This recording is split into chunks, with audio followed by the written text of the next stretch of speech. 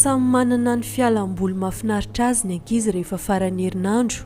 Omaly izao dia nisafidy manokana ny aneo an-tsehatra ny fahaiza-manaony ireto mpianatra dia eo anivona toerana fampianarana mandihy ireto.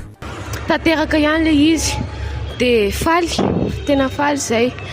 Ary misy ny lafiny tsara dia misy ny lafiny ratsy fa tsy maninona izany fa l'essentiel c'est que mety ilay izy.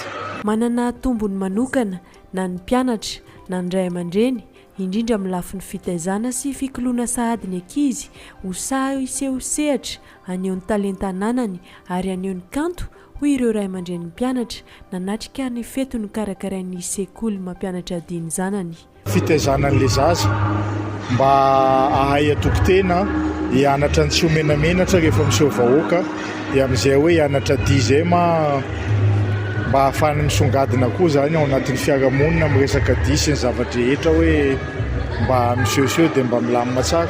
Ilay zanakay zany somary bota kely tamin'ny mbola kely dia neritreretiny hoe mila manao aktivité mihetsiketsiky izy zany hoe amin'ilay vatany somary potapota dia kanjo avy eo dia tamana be dia tsy nety mijanona intsony izay neritreretra hoe mety activité de vacances 2 mois 3 mois fotsiny idirany tao.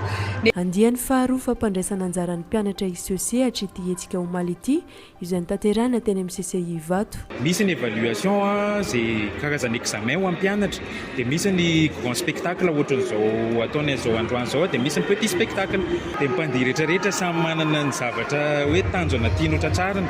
Ilay izy angambany ça dépend motivation tsirairay dia ny tanjona mihitsiny hoe tanjona apetraka hoe ho atao passion ilay isa passion afaka taritina zavatra maro be. Nenay manko zao tonga dia noentinay hoe passion ilay izy fa tonga hoe izy passion tsy hajanona passion fotsiny fa tena hoe passion hoentina tena hoe dans le professionnalisme tena hoe hoentina faran'izay lavitra. Raha ny faneho-kevitra ireo mpanabe eo amin'ny lafiny ity toy ny taranja rehetra dia mahalasa lavitra ny ity rehefa ilofosana sy ifoforana.